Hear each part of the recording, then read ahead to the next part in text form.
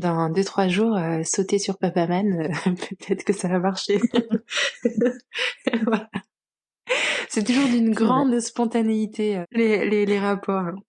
Ça c'est dur à accepter. Il y a des jours où ça colle avec les envies, mais il y a des jours où bon allez, faut y aller.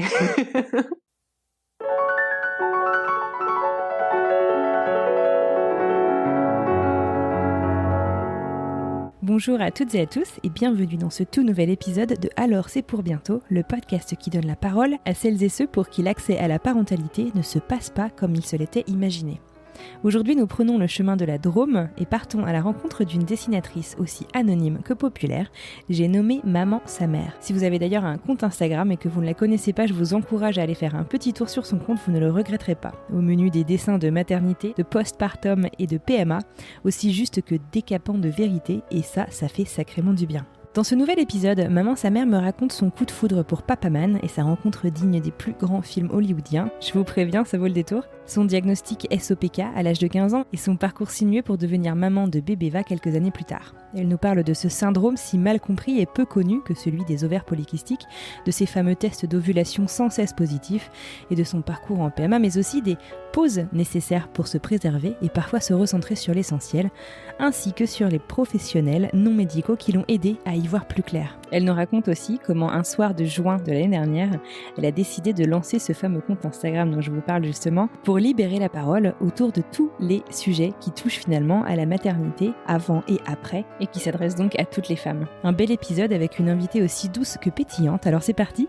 je vous souhaite une belle rencontre avec Maman sa mère.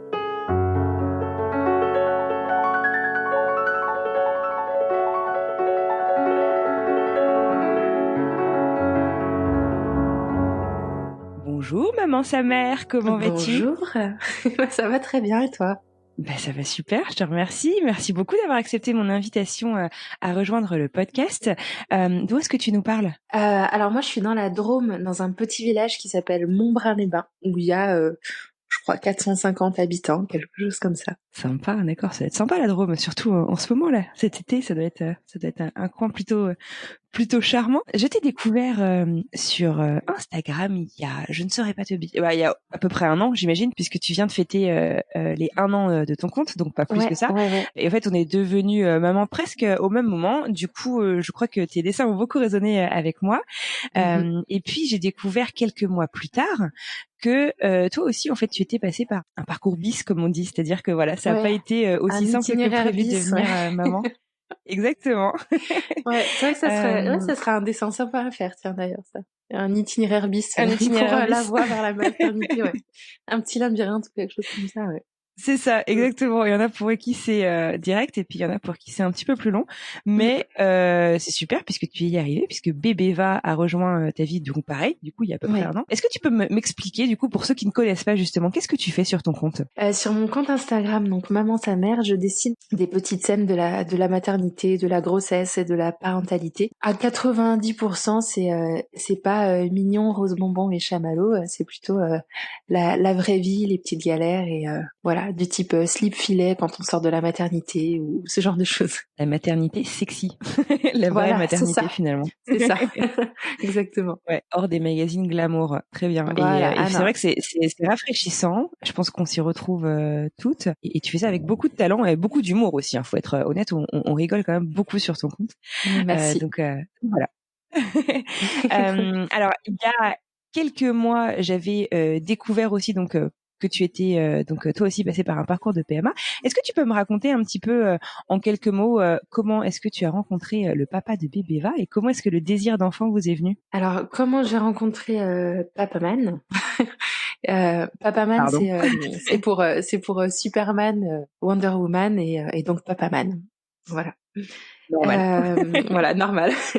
Papaman, je l'ai rencontré lors d'une soirée de danse parce qu'on danse tous les deux, principalement la salsa. Et il dansait et je l'ai invité à... Voilà, je suis allée le voir pour l'inviter à danser. Après avoir regardé pendant 3 bons quarts d'heure s'il n'était pas accompagné. Parce que je Tu suis le plutôt du connaissais genre... avant ce cours de danse ? Pas du tout, je le connaissais pas. J'ai eu un vrai coup de foudre pour lui et voilà, j'ai mis longtemps à me lancer pour juste l'inviter. Parce que je suis très timide dans la vraie vie en fait. Ah oui, c'est vrai qu'on s'imagine pas du tout ça avec ton humour décapant, on s'imaginerait pas du tout, que Non, tu non, pas du sois tout. réservée. Je suis plutôt réservée, calme, cool, dans la vraie vie. Voilà. Effectivement, d'accord. Et alors du coup, Papa Man, il a accepté tout de suite? Oui, Papa Man, il est comme moi, il est assez, réservé aussi et du coup, on a juste dansé et on s'est pas parlé si ce n'est qu'il m'a donné sa ville et depuis combien de temps il faisait de la salsa et puis après il est parti. Mmh. On m'a demandé de danser, on m'a pas demandé de donner mon numéro. Non, c'est-à-dire, il est parti, il est vraiment parti de la soirée et Ouais. moi avec juste ces informations-là, à l'époque, je travaillais en restauration et j'ai posé tous mes congés en fonction des soirées salsa qu'il y avait dans la région et j'ai fait toutes les soirées Ah salsa ouais! pour voir si je le retrouvais et je l'ai retrouvé, hein. Ah ouais! Non mais tu étais sérieuse quoi, d'accord, donc c'était: «J'ai eu un coup de foudre, je vais retrouver ce mec» quoi. Ah oui, oui, c'était vraiment ça. J'ai eu un coup de foudre, je vais le retrouver. Ah ça Voilà. pourrait être un film, c'est excellent ça, d'accord. OK, et ça a Mmh, été mmh mh. compliqué de le retrouver? Je l'ai retrouvé au bout, d'1 mois, je crois, à la 3e, soirée et il se souvenait que de moi donc voilà. Donc tu as eu raison de persister quoi. Ah J'ai eu c'est raison de génial! persister. Ouais, ouais. Mmh. Belle OK, histoire. c'est clair, c'est ouais, c'est rigolo.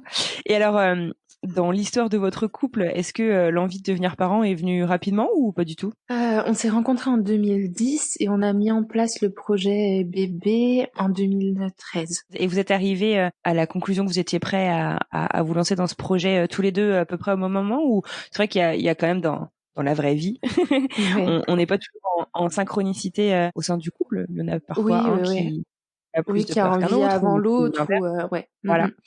Non, non, c'est venu, je me souviens pas qu'il y ait eu de grandes discussions, Ouais. à ce niveau-là. Je crois qu'on était très OK. synchro et très raccord, au même moment. OK, bon, bah, Mmh. super. Pas de problème, de santé particulier? Enfin, je veux dire, vous vous lancez en disant: «Bon, bah, sans inquiétude, aucune, j'imagine?»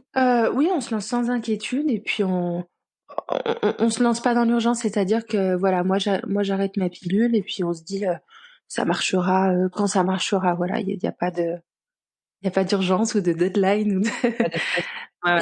il y a pas d'attente, urgente. Avant d'avoir à en passer finalement par la PMA, ce qu'on sait de la PMA, en tout cas moi je sais que c'était un petit peu le cas, c'est que ça peut vite virer obsessionnel en fait. Et quand on n'est pas du tout Mmh. passé par des parcours comme ça, c'est un peu effrayant en fait. Et j'ai l'impression que du coup on se dit beaucoup en prévention, je dirais presque, de ces parcours, «Oh là là, en tout cas, moi je vais faire attention. Je veux vraiment pas que ça devienne, la seule chose finalement qui drive, notre, Qui drive la vie, notre vie». ouais. Et en fait, c'est un peu une douce, un doux euphémisme, hein, parce que c'est impossible de de ne pas y penser, quoi. On a Oui. envie de pas y penser, mais Mmh. c'est pas évident. D'accord. Mmh. Alors du coup, donc vous vous lancez donc dans vos essais, bébé naturel à la cool, donc no stress. Cette phase du coup dure combien de temps? Bah, elle dure assez longtemps parce que moi mes règles après arrêt de pilule, elles ont mis, je me souviens plus exactement, mais entre 6 et 8 mois à revenir. Donc Ah ouais! ouais, ouais, ouais. Donc du coup, bon. Ah ouais, c'est un peu dur de calculer quoi que ce soit, Ah, j'imagine? ouais, voilà. Donc là, bah, là, on calculait rien du tout, puis ça je savais que ça ne Ouais. pouvait pas fonctionner puisque j'avais pas mes règles. Donc bon, voilà, mais je savais que ça Ouais, mettait du temps à et revenir, bon, je me suis pas inquiétée plus que ça. donc du coup, au bout de 6-8 mois, tu as eu tes règles qui sont arrivées ou finalement c'est parce que tu es allée voir, un professionnel? Comment ça s'est passé? Alors j'ai mes règles qui sont arrivées et quand elles sont arrivées, j'ai laissé quelques cycles, passer, sachant qu'entre quelques cycles, comme j'ai les ovaires polykystiques, il y a 2-3 mois entre chaque cycle. Ah Dans ouais. mon Tu cas, savais hein, que tu avais dans les mon ovaires? cas. Non, j'avais pas percuté encore. D'accord. Ouais, ouais, J'avais ouais. pas percuté dans le sens où, j'ai été mise sous pilule à 15 ans pour réguler mes cycles, Mmh mh. qui étaient déjà complètement désordonnés, à l'époque. Et donc depuis ce jour-là, j'ai pas arrêté de prendre la pilule. On m'avait diagnostiqué, ovaire polykystique à mes 15 ans quand on m'avait mise sous pilule, mais on m'avait pas expliqué ce que c'était, ce que ça impliquait. On m'a dit, «C'est bénin, prenez cette pilule pour, réguler vos cycles et puis basta». C'est Voilà. hallucinant parce que j'ai exactement la même histoire. Moi, c'était à 14 Ouais. ans, mais Mmh. exactement la même histoire, et c'est Mmh. à 30 ans qu'on m'a dit: «Mais en fait, si ça se trouve si ça se trouve, c'est pas toi qui as les règles». Mais au fait, c'est peut-être pour ça. Donc toi non plus, tu savais pas ce que c'était, quoi. Enfin, tu Bah, en savais fait, pas ce je que ça l'ai pouvait non plus engendrer en termes de oui, voilà, je fécondité ou de savais que j'avais ça fertilité. dans un coin de ma tête. Ça faisait vraiment pas partie des obstacles vers la maternité pour moi. Mmh. Ouais. Voilà. Et c'est revenu dans ma vie comme une bombe le jour où je suis allée acheter des tests d'ovulation. En fait, je me suis dit comme j'ai des cycles irréguliers, si je prends des tests d'ovulation, ça va me permettre de savoir quand est le bon moment. Mmh. Et en fait, je me souviens plus comment ça fonctionne exactement ces tests, mais je crois qu'il y a une couleur ou je sais pas quoi quand c'est le bon moment. Ça doit s'afficher pendant 2-3 jours, je crois, positif quand c'est le bon moment. Et moi, ça s'est Ouais, affiché pendant plus d'une tout le temps. semaine positif, ouais, voilà, tout le temps. Donc là, je me suis Mmh. dit, il y a un problème. Et donc, j'ai Ouais. cherché sur Internet, parce que sur Internet, on trouve n'importe quoi, et on trouve aussi les Et réponses à parfois ces la réponse questions aussi. parfois. Ouais. Et du coup, j'ai vu que quand on est au PK, les tests comme ça ne fonctionnent pas. Et c'est là où j'ai vraiment compris que, bah, ok, il fallait qu'on ait un petit coup de pouce pour que ça marche. Et alors cette prise de conscience, comment elle s'est passée? C'est jamais facile, hein, de se dire qu'on va avoir besoin d'un petit coup de main. Bah ouais, c'est assez violent, ouais. C'est assez violent. Donc du coup, tu vas voir quoi? Ton médecin généraliste, ton gynéco? Je vais voir mon gynécologue Mmh. que j'avais depuis un an, enfin que j'avais vu qu'une seule fois, je crois, pour juste un contrôle annuel. Et donc je lui explique la situation et donc il m'explique tout. Lui, il m'explique pas ce que c'est le SOPK en particulier, mais il dit Mmh. voilà, pour aller vers la maternité, vous alliez faire ça, et si ça marche pas, on passera à ça, et si ça marche pas, on passera à ça. Et il explique tout jusqu'à l'adoption. Ah waouh, Voilà. OK. Alors ça peut Ouais, être, ouais. à double tranchant. Comment est-ce que tu as senti? Ça peut avoir un côté rassurant de d'avoir un vrai plan d'attaque. Ça peut être aussi un peu effrayant. Comment ça s'est passé? Moi, je l'ai vu comme un vrai plan d'attaque et une vraie aide. Mais je suis quelqu'un de très positif dans la vie, donc ça m'a vraiment pas affolée. En fait, je me dis c'est des choses sur laquelle je peux pas influer. Donc, ben si ça marche pas, bah on passe à l'étape suivante. Si ça marche pas, etc., etc. Et puis si bah on doit aller jusqu'à l'adoption, bah on ira peut-être jusqu'à l'adoption. Sachant que j'ai été adoptée moi-même, donc c'est quelque chose qui fait partie de ma vie depuis toujours. OK. Et alors, qu'est-ce qu'il en a pensé lui, Papa Man, de ce Euh, de ces découvertes? Papa Man, il est comme moi, il est très optimiste, même plus que moi. Donc non, il l'a bien pris aussi. Voilà, pas stressé, pas inquiet. Voilà, Super, donc en on confiance, prend bah, la vie comme c'est elle vient. super. Donc du coup, votre gynéco, donc il vous oriente vers un centre de PMA pour commencer cette prise en charge? Comment ça se passe? Au départ, c'est lui qui nous a donné Clomid et du Faston pour booster ses cycles et son ovulation. Ouais, Donc on a OK, commencé par ça, ce qui m'a fait bien mal au ventre, mais qui n'a pas fonctionné. Qu'on a commencé par ça, ouais. d'accord. Et donc du coup, vous avez fait, quoi, quelques cycles comme ça, malheureusement donc qui ne marchent pas, tu le dis. Ouais. Quelle était donc la l'étape suivante dans le plan d'attaque de Super Gynéco? Ma super gynéco après est partie à la retraite. donc Ah euh, mince. donc Ah donc le plan voilà. d'attaque Ouais, ouais. D'acc Mais Clomid, on l'a pris, je sais plus exactement, mais je crois que je l'ai pris sur 3 cycles d'affilée. Puis Mmh. on a fait une pause, puis je l'ai repris, et puis ça a pas marché, donc on s'est arrêté. Par contre, je suis tombée enceinte en 2015 et j'avais toujours ce gynécologue-là. Et c'est une grossesse qui n'est pas allée à terme puisque bah, on est allé faire une écho de contrôle, il nous a dit que le cœur s'était arrêté. Et c'est après cet OK. épisode qu'il est parti à la retraite et qu'on a changé de plan. D'accord, OK. C'est un épisode aussi un petit peu traumatique, j'imagine. Vous avez fait une petite pause peut-être, après tout ça? Ouais, ouais, ouais. Bah, donc, moi, j'ai arrêté la pilule en 2013. En 2015, je suis tombée donc enceinte. Et oui, après ça, on n'est pas, on a fait une pause. On a fait une pause, ouais. D'accord. Je sais plus de combien de temps, Ouais, non. mais Besoin de oui, se retrouver aussi, ouais, ouais, j'imagine. ouais, besoin de se retrouver après tout. Tant d'émotions. Mmh. Ah ouais, Mm, j'imagine. mm, Ouais, puis le corps prend aussi, un peu cher quand même dans tout ça. Hem, mm. Comment est-ce que vous avez fait? Parce que du coup, tu le dis effectivement à ce moment-là, ça fait donc, à peu près 2 ans, déjà que vous vous êtes, lancés dans ce projet, bébé. Comment est-ce que vous avez vécu, tout ça, au sein de votre, couple? Ça peut être un peu éprouvant aussi quand même, hein, il y a pas que le corps quoi, il y a aussi, beaucoup, le mental, cette attente. Est-ce que vous arriviez toujours à ne pas trop y penser? Papaman, oui, il arrivait à pas trop y penser. Mais je sais pas si c'est général ou pas, mais c'est quelque chose que je comprends parce qu'il ça impacte pas leur corps, ni leur quotidien, ni leur physique au niveau des ressentis. Mmh. Voilà. Nous, quand on a des médicaments à prendre qui nous font mal au ventre, parce que, enfin, dans mon cas, ça me tirait beaucoup. Et voilà, ou des prises de sang à faire, on peut pas ne pas y penser ou avoir des attentes. Enfin, voilà, c'est très présent, c'est très envahissant. Ouais, non, c'est clair. Et est-ce que toi, justement, pendant voilà ces mois, ces années d'attente, est-ce que tu as mis en place, je sais pas si c'est un rituel ou une aide particulière pour toi personnellement pour t'aider un peu à traverser ces moments-là? De rituel, non. J'ai pas mis Ouais. de rituel en place particulièrement. Par contre, on voyageait. Je crois que ça, je l'ai jamais dit à Papaman, mais dans un coin de ma tête, je me disais, c'était des petits week-ends, hein, c'était pas des grands voyages forcément. Mais je me disais, c'est des petites choses qu'on pourra moins faire facilement quand on aura un enfant. Et donc, voilà, on peut les faire maintenant. C'est un petit bonus, on va dire. On a un peu plus de temps que prévu pour en profiter. Voilà, c'est Donc exactement ça. on profite. Donc du coup, vous reprenez le chemin de ce parcours du coup assisté pour devenir parent. Est-ce que vous continuez du coup sur des protocoles similaires ou est-ce que le nouveau gynéco adapte les protocoles? Qu'est-ce qu'on vous propose à ce moment-là? Et ben du coup, on est directement allé à l'hôpital d'Annecy, dans le centre PMA. Ben, on est reparti à zéro en fait. Du clomide, Ah ouais. hystérosalpingographie, des tests pour Papaman qui n'en avait pas encore fait lui de son Ah côté. ouais, d'accord. Ouais, Ok. ouais, ouais. Et voilà, on repart sur le clomide qui ne fonctionne pas. Voilà. Mais contrairement à la première fois, cette fois-ci, je devais aller faire des contrôles le matin pour voir où ça en était. Et ça, je l'avais pas eu Des la échos première pour fois. Oui, des échos. voir comment se développent les ovocytes, quoi. Ouais, ouais, ouais, c'est ça. Et puis D'accord. qu'on nous dise, allez, c'est bon, dans 2, 3 jours, sautez sur Papaman, peut-être que ça va marcher.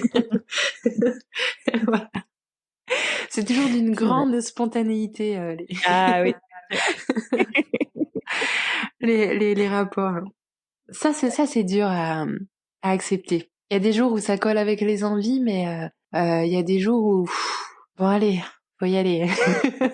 Je crois que c'est ça T'as qui est le complètement plus raison. triste. Ça nous a pas perturbé plus que ça parce qu'on était très sûrs l'un de l'autre de ce qu'on voulait. J'ai trouvé ça très triste. Et maintenant que j'ai un enfant, je suis heureuse de reprendre les rapports sans attente particulière. Enfin, avec Sans vraiment, arrière-pensée.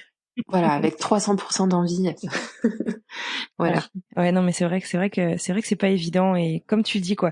En plus surtout quand tu sais que je sais pas si du coup tu me pardonneras mon analogie, mais t'as une fenêtre de tir un peu limitée quoi quand même dans le mois, où on te dit bah, voilà c'est maintenant, les 36 prochaines heures, faut y aller et ouais en fait non, enfin des fois t'as envie d'en avoir envie, mais voilà. Puis surtout Bah, quand t'es un peu gavé d'hormones aussi, donc ouais mmh, enfin la libido, n'est pas forcément la même qu'en début de parcours, quoi. C'est pas toujours bah, c'est facile. sûr. D'accord. Donc du coup, vous faites du coup cette nouvelle approche du protocole avec Clomid. Comment est-ce que ça se passe ça, du coup? Vous faites ça pendant combien de temps? Je crois que c'était 3 cycles aussi. On a refait 3 cycles.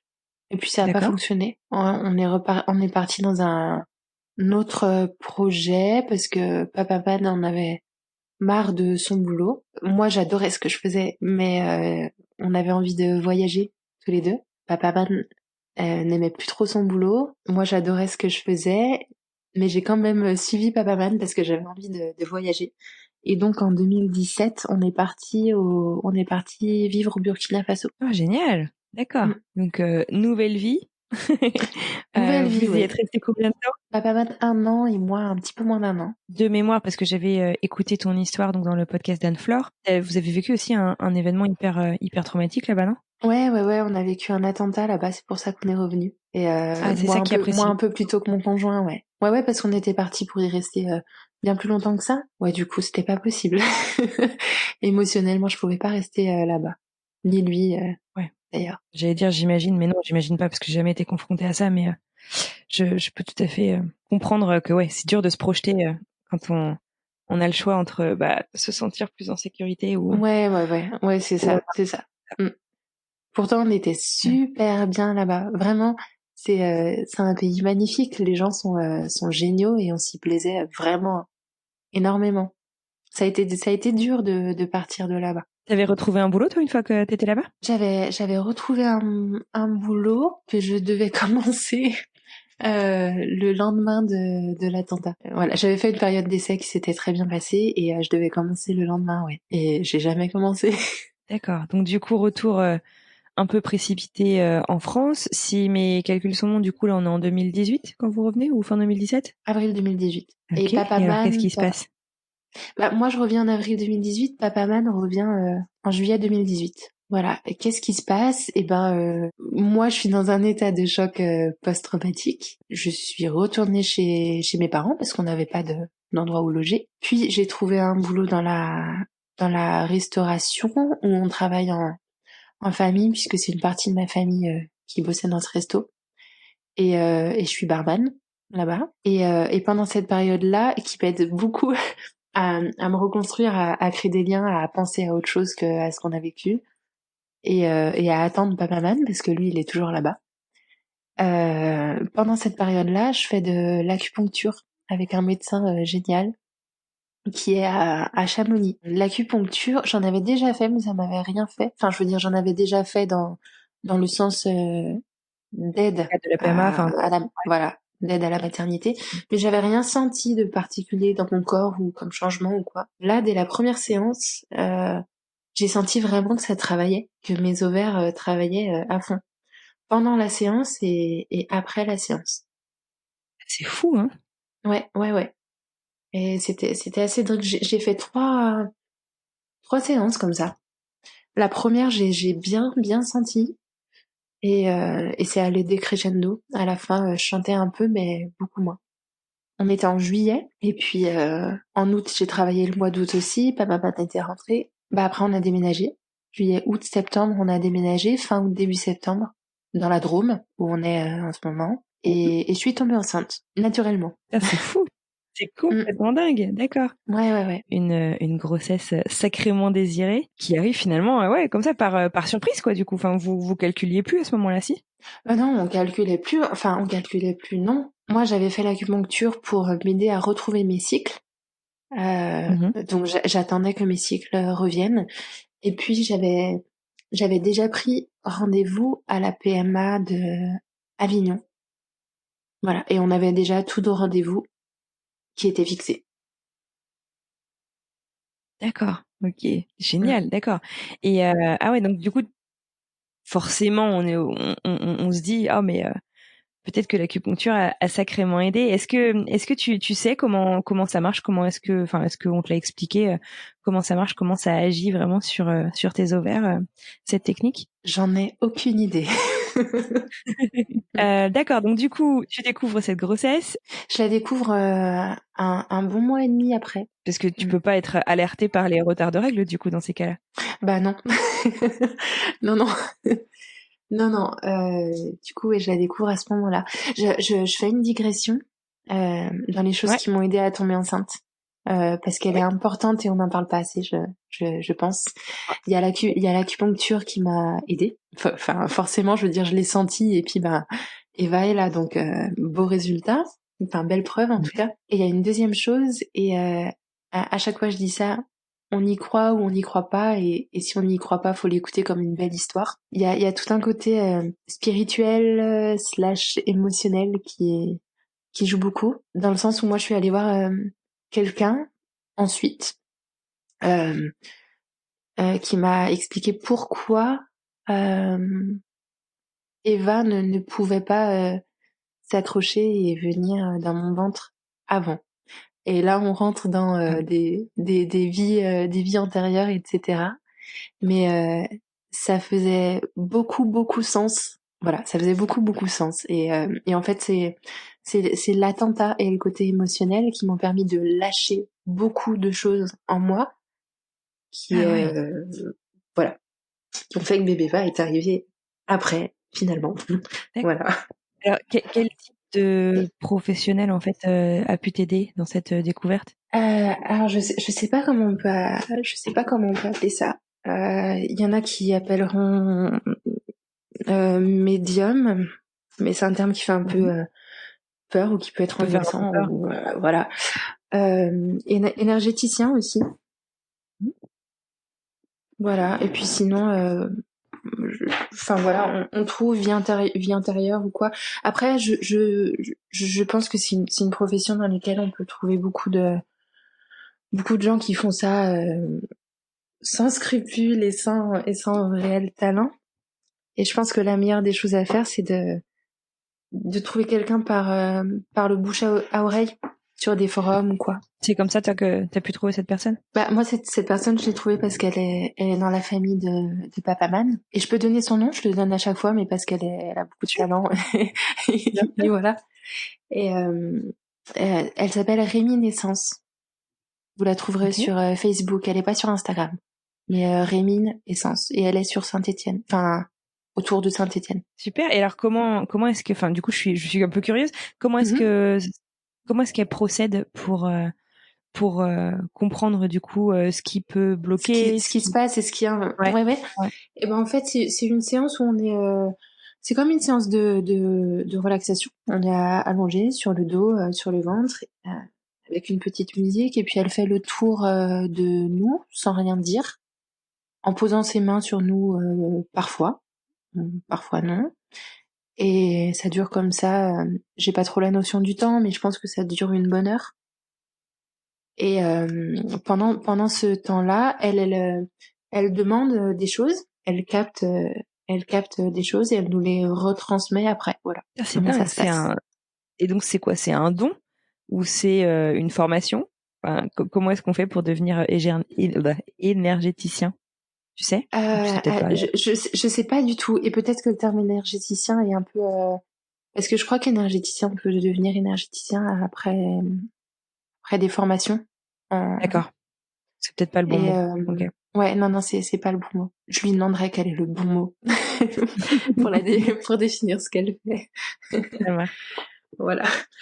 Passeuse de messages, peut-être. Je sais pas. Ouais. Je sais pas. Mais non, en l'occurrence, elle, c'est un don. Ça s'est déclaré suite à un événement dans sa vie. Mais c'est pas rare les personnes pour lesquelles ça arrive comme ça dans la vie.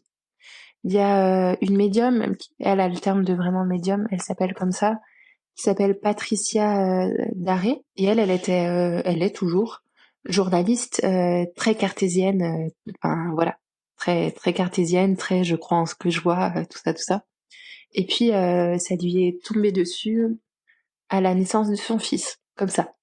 Ah ouais. D'accord. Et comment est-ce que toi tu as eu l'envie en fait d'avoir recours à cette personne, à ce type de je sais pas si on peut dire de service, de consultation. Est-ce que c'est parce que c'était quelqu'un dans ta famille qui te l'a proposé du coup, ou est-ce que tu savais que ça existait et tu t'es dit bon bah pourquoi pas, ou Alors autre chose d'ailleurs. je savais que ça existait bien avant de tomber enceinte. J'avais lu un livre qui s'appelle Les 9 marches où ça explique euh, comment l'âme de l'enfant nous choisit et vient à nous, ce qu'il pense et ce qu'il vit pendant que nous on est enceinte jusqu'à l'accouchement. D'accord, excellent. Euh, voilà. Et donc, sachant ça, j'avais envie de moi rentrer en lien avec Eva pendant qu'elle était à l'intérieur de mon ventre. Et c'est dans ce sens-là que je suis allée voir cette personne-là pour le faire. D'accord. Mais c'était avant que tu tombes enceinte. Non, là, je suis allée voir cette Ah, dame pendant que j'étais enceinte. Je crois que j'étais à 7 d'accord. mois. D'accord, ok, d'accord, je comprends mieux. Mm. Super, d'accord. Ouais, c'est super intéressant effectivement. Donc Mm. je mettrai les coordonnées en tout cas de tous ces professionnels dans les notes du Ouais, podcast si nos ouais. auditeurs veulent les retrouver. Je voulais juste dire que parallèlement à l'acupuncture ou bien au parcours de PMA médicaux et classiques, ce côté-là était intéressant à creuser pour comprendre pour comprendre peut-être le pourquoi du comment ça vient pas maintenant tout de suite alors que je le veux tellement si fort. Et qu'est-ce que justement peut-être que voilà, ton parcours, ces consultations, qu'est-ce que ça t'a appris et qu'est-ce que peut-être t'aurais aimé savoir avant de te lancer dans ces parcours?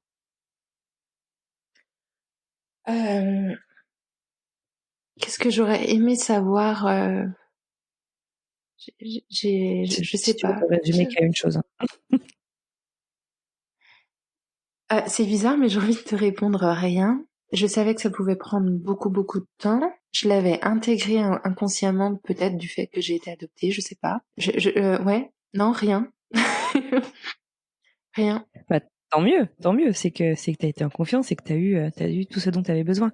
D'accord, super. Alors, j'aimerais discuter un petit peu plus maintenant de ce que tu fais justement pour la communauté des pémettes, mais Mhm, aussi pour les futures et jeunes ou moins jeunes d'ailleurs mamans. Euh, mhm. Comment est-ce que t'es venue l'idée justement de la création de ce compte Maman sa mère sur Instagram? Bah, c'est drôle, j'en ai parlé il y a quelques jours, il y a 2 jours, Ouais, je crois, sur mon compte. En fait, ouais, Eva est née, et puis un mois après, elle dormait avec nous en cododo avec un petit matelas au sol à côté du nôtre, qu'on avait mis au sol aussi pour l'occasion, du coup. Et je lui donnais le sein. Voilà. Je lui donnais le sein. Et j'ai trouvé cet instant trop mignon. Du coup, j'ai dessiné un dessin tout mignon, parce que je dessinais... j'avais déjà tenu un blog quand j'étais partie au Burkina, un blog dessiné. d'accord, Et, et voilà, c'était assez naturel de dessiner les instants de vie pour moi. d'accord. Donc j'ai dessiné cette chose toute mignonne. Voilà. Et puis je me suis dit, ah, ça serait sympa d'ouvrir un compte Instagram pour partager ces dessins tout mignons. Et puis j'ai cherché d'autres dessins tout mignons à faire. Et l'inspiration n'est jamais venue. C'est vrai? Voilà.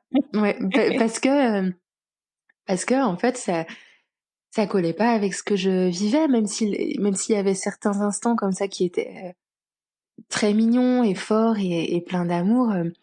Je l'ai écrit il y a 2 jours. Je disais, moi, mes tétons douloureux, ma fouffe en vrac et mes cernes, on a rien de mignon, quoi. Et c'est pas... Voilà, je me disais, mais j'ai pas vu d'image comme ça, ou, Ouais. euh, pas mignonne et de la vraie grossesse, du vrai postpartum. J'en ai pas ou peu vu, quoi, ou peu vu. Ouais. Du coup, voilà. Et là, l'inspiration est venue à fond. Ouais, là, du coup, tu pouvais vraiment décrire ton quotidien. T'avais, t'avais Oui, matière voilà. à dessiner, quoi. Ouais, je crois que j'avais besoin de dédramatiser un petit peu tout ça aussi, et Mhm. puis d'en rire un peu, parce que je savais que c'était passager. Je savais que forcément, on passait toutes par là, et, euh, et qu'on avait besoin de le voir, voilà, tout simplement. Ouais, non, c'est clair. D'accord. Et donc, l'objectif aussi, c'est peut-être de montrer, donc, comme tu dis, à ces jeunes mamans qu'elles sont peut-être pas toutes seules, en fait, dans ces scènes moins glamour de la maternité, c'est ça? Oui, c'est ça, ça parle, ça parle à tout le monde. Voilà. Quand je dessine, j'ai pas d'objectif, si tu veux, sauf quand je pose des questions sur, il y a pas longtemps, j'ai posé des questions sur mon compte pour connaître les anecdotes des femmes qui avaient eu une césarienne, parce que moi j'en ai pas eu, et je sais pas ce que c'est. Je sais pas ce que c'est, je sais pas ce qu'on vit après, je sais pas ce que fait la cicatrice, je sais pas ce que ça Mhm. implique. Donc là, voilà, mon objectif, c'est de parler de la césarienne, et puis et d'en faire quelque chose. Mais sinon, quand je dessine, j'ai pas d'autre objectif que de rire de ce qui m'arrive en général, ou de ce qui arrive à mes abonnés qui m'envoient des anecdotes assez savoureuses parfois. D'accord. Il y a quelques mois, il me semble, tu as aussi justement, bah voilà, commencé à faire des dessins pour expliquer. Alors de mémoire, tu avais commencé par ce que c'était justement le syndrome des ovaires polykystiques, qui, pour Ouais. rappel, touche, je crois, une femme sur 10 dans le monde. Donc c'est absolument énorme Mm. comme proportion, mais qui est finalement assez méconnu, alors des femmes, des patients, mais aussi des médecins, et du coup ce qui explique qu'il est si difficile à diagnostiquer. Qu'est-ce qui t'a poussé justement à partager peut-être cette partie de ton histoire qui t'a aidé donc à devenir maman, mais aussi qu'est-ce qui t'a poussé à dessiner ça? Eh ben, il y a plusieurs choses qui m'ont poussé à le faire. La première, c'est que Quand j'ai commencé à parler du fait qu'on était en parcours pour avoir un enfant, que j'avais des ovaires polykystiques et que c'est pour ça que ça fonctionnait pas, quand j'ai commencé à le dire, à l'époque j'étais prof de danse et j'avais beaucoup de femmes autour de moi, principalement des femmes d'ailleurs, de la vingtaine, la trentaine. Et quand j'ai commencé à en parler, je me suis rendu compte que on était beaucoup à faire ce parcours-là et à avoir les ovaires polykystiques. Voilà. Et qu'entre nous, alors moi je le savais parce que je m'entretenais de une personne à une personne. C'était pas une annonce de groupe et un groupe de parole collectif.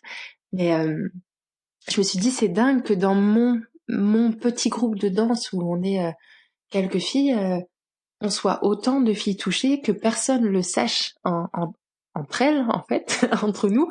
Enfin à part moi, elle le savait pas entre elles. Et moi j'en entendais jamais parler.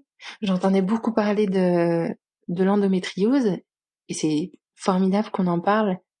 Et je ferai une story dans le même genre que le SOPK pour l'expliquer de façon rigolote, même si c'est pas une maladie rigolote. Mais donc ça m'a poussé à le faire, à expliquer. Et oui, bah la deuxième chose, c'est ça, je voulais qu'on en parle au même titre que l'endométriose qui touche autant de femmes, une femme sur 10. Voilà. Je voulais en parler au même titre que l'endométriose. Je voulais rendre justice aux femmes atteintes du SOPK dont on ne parle jamais. Effectivement. Bah, tu as fait ça d'ailleurs avec beaucoup et de délicatesse et d'humour. Et franchement, je te remercie. Je crois qu'on l'avait partagé d'ailleurs sur le compte Instagram du podcast. Qu'est-ce que j'aimerais te poser en fait la question de la libération de la parole. Tu fais un énorme travail en fait pour libérer la parole, donc que ce soit donc sur le postpartum, ce que ça en est vraiment, ce qu'on ne nous dit pas, je dirais, quand on nous prépare énormément au fait de comment est-ce que ça va être de vivre sa grossesse, comment est-ce que ça va être de d'élever un enfant, mais finalement il y a cette espèce de zone grise de No qui Man's Land. No Man's exactement Land. exactement qui est dur à appréhender, qui dure plus ou moins longtemps selon les femmes et effectivement on nous prépare pas du tout à tout ça et voilà j'aimerais bien que tu nous en parles un petit peu. Ben déjà, je me rends pas du tout compte que qu'il y a un côté militant dans mon compte. Ça me semble bizarre de t'entendre le dire. Je comprends dans le sens dans lequel tu le dis, mais pour moi, ça me semble extrêmement bizarre. Parce que C'est vrai, non, je me sens pas du tout militante. En militante fait, de la femme en fait, hein. Je oui, crois bah que c'est oui. militant de choses qui devraient peut-être pas être des choses pour lesquelles on milite parce que ça devrait peut-être être un peu Mm, plus naturel, mm. mais en tout cas tu le fais avec talent. Mais c'est gentil. Ouais, pour le postpartum, en fait, je crois que ça vient tout simplement du fait que de mon histoire, pardon d'encore parler de moi. En fait, comme j'ai été adoptée, j'ai pas eu de récit de grossesse de la part de ma maman ou de photos d'elle enceinte, tout simplement. J'ai un petit frère que moi je suis allée récupérer à l'aéroport. Donc c'est aussi une histoire particulière. Bah comme beaucoup en fait les femmes autour de moi que j'ai vues enceintes et qui ont accouché, eh ben j'ai pas su le postpartum, j'ai pas su les galères, je les ai pas vues non plus et elles en parlaient pas. Pourtant elles ont forcément dû passer par les mêmes galères et du coup quand moi je l'ai vécu, comme j'avais un tableau blanc en fait de ma vie de ça, j'avais pas d'historique, j'avais pas d'image, pas de récit. Bah j'ai eu envie de tout dire. Voilà, ça vient simplement de là en fait, mon envie de Ouais. le montrer et d'en parler. Ouais, Mm. bah, en tout cas, tu le fais avec beaucoup de talent et je t'en remercie parce que c'est clairement nécessaire et c'est rigolo parce que je sais pas pour toi, peut-être que tu étais déjà très connecté à Instagram avant la création de ce compte-là, mais je Mhm. trouve qu'Instagram enfin, il y a, en fait, moi, j'ai découvert, tu vois, personnellement, il y a peut-être 1 an et demi, 2 ans, une communauté que je ne soupçonnais pas, que ce soit, en fait, tout autour de la femme, quoi, tu vois. Donc, alors, il y a une grosse communauté sur la PMA, il y a une grosse communauté sur la maternité, il y a une enfin, et je Mhm. trouve ça génial, en fait, parce qu'on y trouve énormément d'aide, on y trouve énormément d'informations, et j'aurais Mm. jamais soupçonné qu'on puisse trouver ça sur les réseaux sociaux auprès d'illustres inconnus, quoi. Voilà, c'était ma petite remarque cucu. Je trouve ça assez génial. Non, c'était pas cucu.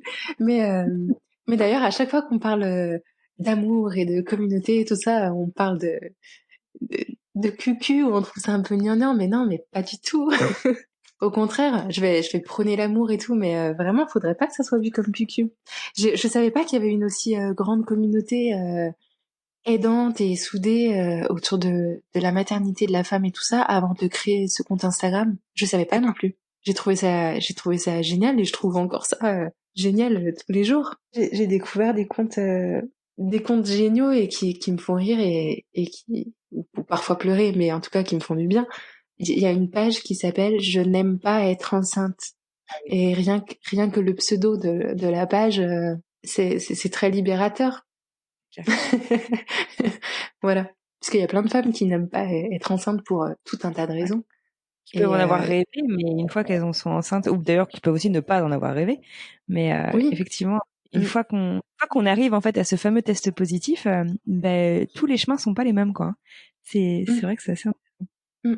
Entre le rêve, la réalité, tout ça. exactement, Mm. exactement. Puis comme tu le dis, en fait, on n'est pas préparé à ce qu'on va vivre, on sait pas vraiment ce qu'on va vivre, et Ben non, donc c'est une forcément. première fois. Bah ouais. Et, Dis-moi, j'aime bien poser cette question à mes invités. Si tu avais un conseil en fait peut-être à donner à un couple qui va se lancer dans un parcours, voilà, enfin en tout cas qui cherche à devenir parent, qui a décidé de se lancer dans un projet bébé, mais voilà, chez qui ça semble mhm. prendre un petit peu plus de temps que prévu.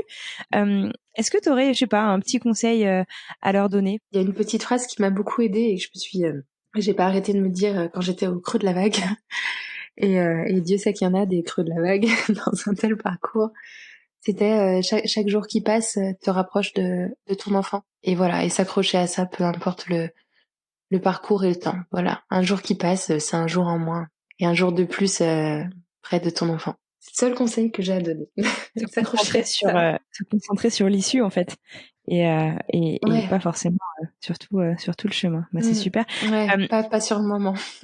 Ouais, non, mais t'as complètement raison. Et ça permet peut-être effectivement de sortir la tête de l'eau quand on a l'impression que ça avance pas. Mm, Et, et voilà, on en parlait dans un épisode récemment. Effectivement aussi, je trouve en tout cas moi personnellement, c'est l'attente. Donc on le sait, hein, qui est difficile, nos nerfs qui sont mis à rude épreuve. Euh, mm, et je pense que, enfin, c'est sûr que ce serait beaucoup plus facile si on me disait, mais c'est sûr, genre, tu vas devenir maman à un moment donné. Et finalement, bah, si c'est dans 10 ans, ok, c'est dans 10 ans, c'est pas grave. Mais le fait de savoir que ça mm, marchera un jour, on mm. vivrait les choses beaucoup plus cool. Mais c'est vrai que cet inconnu et cette attente sont difficiles à gérer. C'est sûr, c'est sûr. Alors, tu nous as dit tout à l'heure que un des rituels que vous aviez mis en place plus ou moins consciemment pour aider un peu ton couple avec Papaman pendant tout votre parcours, c'était les voyages, plus ou moins loin d'ailleurs. Est-ce que vous avez mis quelque chose d'autre en place ou est-ce que justement tu as d'autres idées a posteriori, quelque chose que tu ferais différemment? J'en profite pour dire, parce que ça va avoir un rapport, tu vas comprendre. Sur ma page Instagram, j'ai mis en place maintenant, régulièrement, je vais parler de bande dessinée en relation avec la maternité, parentalité, tout ça, les enfants, et les parcours pour avoir des enfants. Et le prochain livre que je vais présenter, il s'appelle Rien ne se passe jamais comme prévu. Et à l'intérieur de ce livre, et c'est là où ça va répondre à ta question, parce que j'ai trouvé que c'était un super truc à mettre en place. Donc c'est un couple qui sont en parcours PMA et la femme a des piqûres à se faire et son homme pour la motiver parce qu'elle est vraiment au bout du bout. Son homme pour la motiver, je sais plus s'il lui a fait des petites cartes, mais en tout cas toutes les 5 piqûres, il lui offre un petit cadeau. Comme un bon point. Ouais, c'est ça, c'est ça. Et Génial. Et alors moi, j'ai pas eu à faire de piqûres, mais je pense que ça peut être super, super motivant. Enfin, moi, en tout cas, ça m'aurait motivé. Voilà, j'aurais trouvé le parcours un peu plus sympa. C'est une super idée. Et c'est une idée géniale, l'idée des BD. Alors personnellement, moi je suis une grande fan de BD, donc je suis intéressée fois 1000. Et alors je sais pas si tu avais écouté cet épisode il y a quelques semaines qui est sorti de Claire qui nous parlait de la naprotechnologie pour devenir maman. Et sa BD sort la semaine prochaine. Alors, je Si connais ça pas du tout. C'est Naprotechnologie, déjà, je connais pas du tout. En fait, c'est un peu comme la PMA, mais de manière très naturelle. On essaye de alors bien sûr, il y a un fond de médecine et tout ça, on fait des échographies, des prises de sang, mais on Mmh. essaye en fait d'aider à la procréation en suivant beaucoup plus les signes de son corps et D'accord. voilà et donc elle est tombée enceinte, comme ça et sa BD s'appelle «Ils se marièrent et eurent beaucoup d'enfants» ou pas. Voilà donc OK. je l'ai pas Eh ben, je encore vais lu, mais en regarder. tout cas, moi je Mmh. sais que j'ai hâte de la découvrir et c'est une dessinatrice aussi que j'aime beaucoup. C'est rigolo, tiens d'ailleurs, tu es notre 2e dessinatrice sur le podcast du coup. Ah oui. Enfin voilà. Écoute, maman sa mère, je te dis un immense merci. Est-ce que tu aurais un petit mot, d'encouragement, un petit mot pour terminer en tout cas? Est-ce que tu as quelque chose que tu aimerais ajouter avant qu'on se dise au revoir et qu'on te laisse tranquille avec, ta super vie avec Papaman et Bébéva? Hem, Déjà, je voulais te remercier toi pour l'invitation et puis remercier tous les abonnés qui me suivent tous les jours parce que je trouve ça dingue et génial.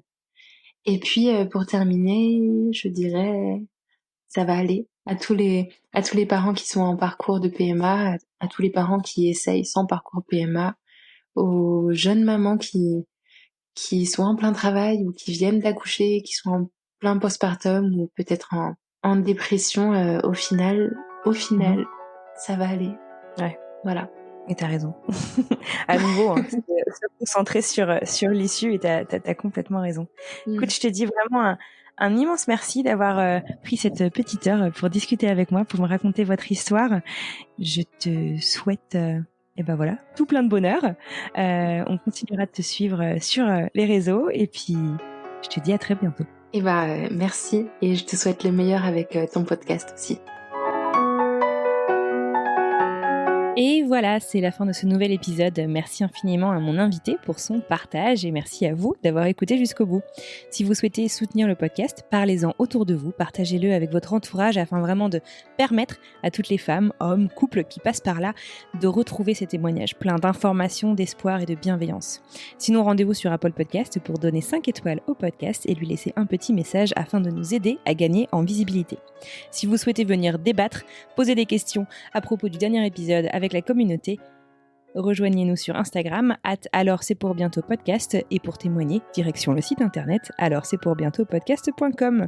Sur ce, je vous souhaite une excellente journée et j'ai déjà hâte de vous retrouver mercredi prochain.